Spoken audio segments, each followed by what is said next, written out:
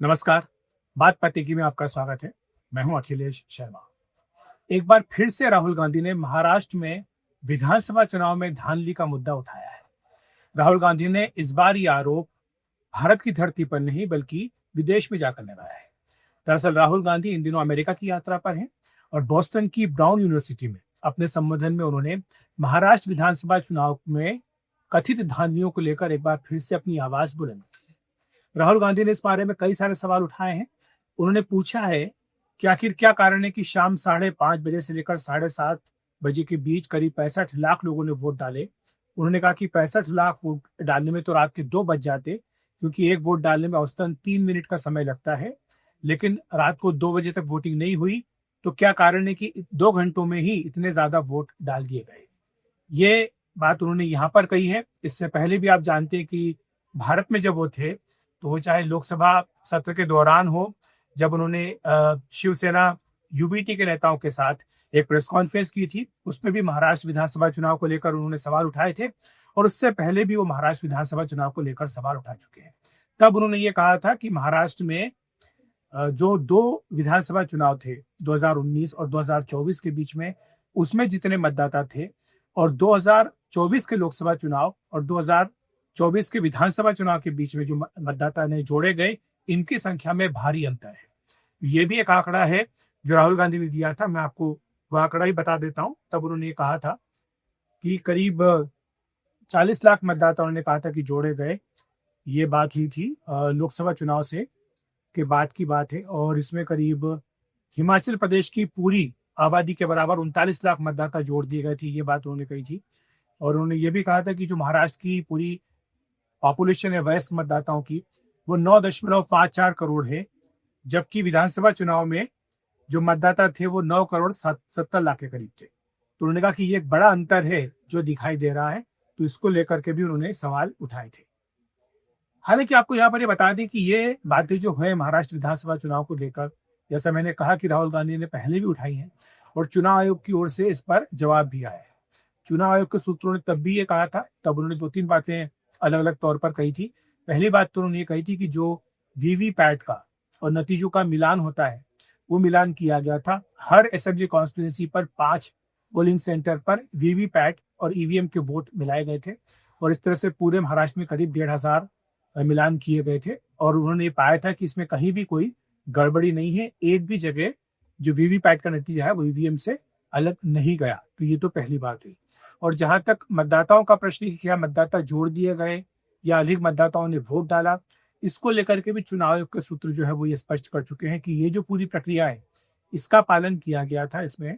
और साथ ही वो ये भी उन्होंने उस वक्त जोड़ा था कि 2 बार मौका मिलता है इस पर आपत्ति जताने का इलेक्टोरल रोल्स के ऊपर, जिसमें कि under section 24 of RPA representation of people's act में सेक्शन 24 में मौका मिलता है।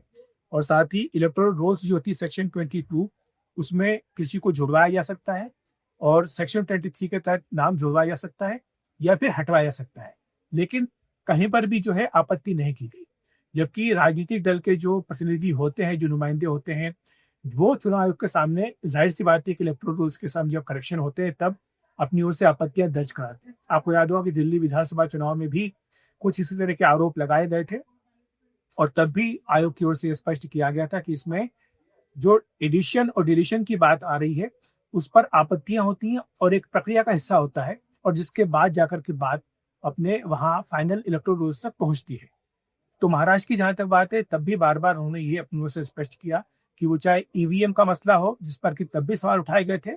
कुछ विपक्षी नेताओं की ओर से कहा गया था कि ईवीएम की धांधली के चलते बीजेपी गठबंधन की जीत महाराष्ट्र में हुई। तब भी ये स्पष्ट किया गया था कि ईवीएम और वीवीपैट का मिलान किया गया और कहीं भी किसी भी जगह पर कोई गड़बड़ी इसमें नहीं पाई गई। और अब ये जो नया आंकड़ा है, ये नया जो नई बात है वो ये कही गई कि मतदाताओं की संख्या बढ़ गई। और अब बोस्टन में जाकर के राहुल गांधी ने यह कहा है कि इतनी बड़ी संख्या में मतदाताओं को आखिर वोट क्यों देने दिया गया। जाहिर सी बात है कि जब राहुल का इस तरह का बयान आया तो यहाँ पर बीजेपी ने काफी तीखी प्रतिक्रिया दी है। बीजेपी के प्रवक्ता है संबित पात्रा, उन्होंने प्रेस कॉन्फ्रेंस की और उन्होंने कहा कि एक ऐसे समय जबकि अमेरिका के उपराष्ट्रपति जेडी वेंस अपने परिवार के साथ भारत आए हुए हैं, ये उनकी उपराष्ट्रपति बनने के बाद पहली भारत की यात्रा है। और उस दौरान जबकि भारत और अमेरिका के रिश्ते कैसे मजबूत हों, उस पर चर्चा हो रही है। उसी दौरान जो नेता प्रतिपक्ष हैं लोकसभा में, वो अमेरिका के जा रहे हैं, बोस्टन में, और इस तरह के आरोप भारत की चुनाव प्रक्रिया के ऊपर लगा रहे हैं, भारत के चुनाव आयोग के ऊपर लगा रहे हैं। तो इसको लेकर के भी बीजेपी ने काफी तीखी प्रतिक्रिया अपनी ओर से दी है और उन्होंने कहा कि ये पहली बार नहीं है कि जब राहुल गांधी विदेश गए हों और विदेश जाकर के उन्होंने इस तरह के सवाल भारत की चुनाव प्रक्रिया पर या भारत की लोकतांत्रिक व्यवस्था के ऊपर उठाए हैं। तो राहुल गांधी का ये जो बयान आया है विदेश यात्रा के दौरान, इससे बीजेपी को एक मौका मिल गया है उनके ऊपर हमलावर होने का। लेकिन वही कांग्रेस के नेताओं का कहना है कि राहुल गांधी ने ये जो मुद्दे उठाए हैं, चुनाव आयोग की निष्पक्षता, उसकी स्वतंत्रता से लेकर के जुड़े हुए मुद्दे उठाए हैं, या फिर चुनाव आयोग से जो दूसरी बातें, जो दूसरी प्रक्रिया है जिसमें कि इलेक्टोरल रूल्स शामिल हैं या ईवीएम शामिल है, वीवीपैट शामिल है, इनकी निष्पक्षता, इनकी पारदर्शिता पर जो सवाल उठाए हैं, उसका जवाब खुल करके आयोग को देना चाहिए, क्योंकि ये वो समय है जब चुनाव प्रक्रिया पर उनकी ओर से जो शंकाएं उठाई जा रही हैं, जो प्रश्न पूछे जा रहे हैं, उनका जवाब उन्हें नहीं मिल रहा है। उन्हें लगता है कि चुनाव आयोग को स्पष्ट तौर पर अपनी बात कहनी चाहिए, आगे आकर ये बात कहनी चाहिए, सारे तथ्य सामने रखने चाहिए। आपको याद हो कि इसी बीच में एक मसला ये भी उठा था तृणमूल कांग्रेस की ओर से, जो कि ईपिक का मसला था, जिसमें कि ये कहा गया था कि एक ही ईपिक नंबर के जो कार्ड्स हैं वो 2-3 अलग-अलग राज्यों में पाए गए, और इसको लेकर के भी तृणमूल कांग्रेस ने अपनी ओर से एक बड़ा मुद्दा बनाया था। हालांकि चुनाव आयोग ने ये कहा था कि ये एक तकनीकी त्रुटि है और अब इसको दुरुस्त किया जा रहा है। इसी के बाद सारे राजनीतिक दलों की एक बैठक बुलाने की बात भी हुई, और साथ ही ये भी कहा गया कि नीचे के स्तर तक भी जो अधिकारी हैं, चुनाव अधिकारी हैं, वो सभी राजनीतिक दलों के नेताओं से बातचीत करें, और अगर उन्हें कहीं भी कोई शिकायत मिलती है, लगती है कि शिकायत है, तो उसको दूर करने का प्रयास भी इस बारे में किया जाए, ताकि जो लोकतांत्रिक व्यवस्था है, चुनाव प्रक्रिया है, उस पर लोगों का विश्वास बना रहे।